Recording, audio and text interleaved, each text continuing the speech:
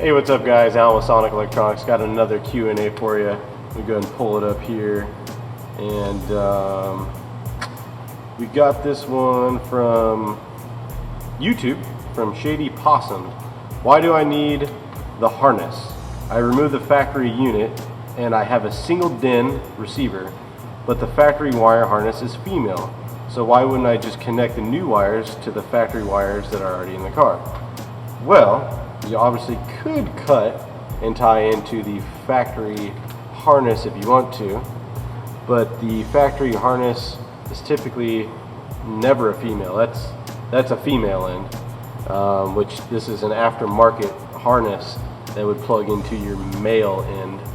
I'm sure there can be some weird thing out there where it could be that way, but generally speaking, it's always a male on the car side and a female on the radio, which is why they sell the female aftermarket radio harnesses. You definitely could cut and splice right into it, solder, shrink tube, whatever floats your boat, but it seems to me like if you just bought the right harness, it would just plug in and you can wire up red to red, yellow to yellow, gray to gray, black to black, etc., etc., etc. And of course, always remember to connect your remote wire.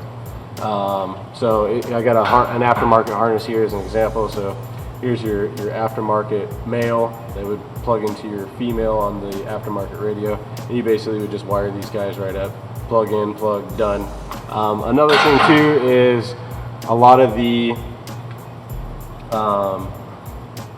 newer vehicles actually have like lots of like CAN bus, data bus systems, where you actually have to have a vehicle specific harness for a lot of the functionality that works. Like on the newer like GM and Ford vehicles as an example, when you turn the key on and then you turn the key off, the radio still stays on until you open the door.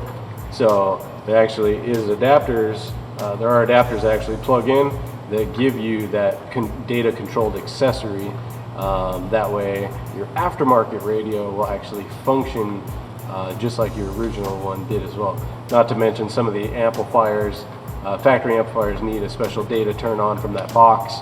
I don't know what kind of car you have, but in my opinion, it's just always a lot better just to use the right harness. That way, if you ever want to go back to factory, you just unplug it, plug it back in, you're done. It's a lot cleaner. I can't tell you how many times I've done work with shops that I've redone stuff and I've seen where they just hack off a harness. It's really irritating. It's just a lot cleaner if you could just buy the correct thing, plug it in, and it looks a lot better. So that's kind of my words of advice. You still could cut if you want. But anyway, Allyn with Sonic Electronics. We'll see you later.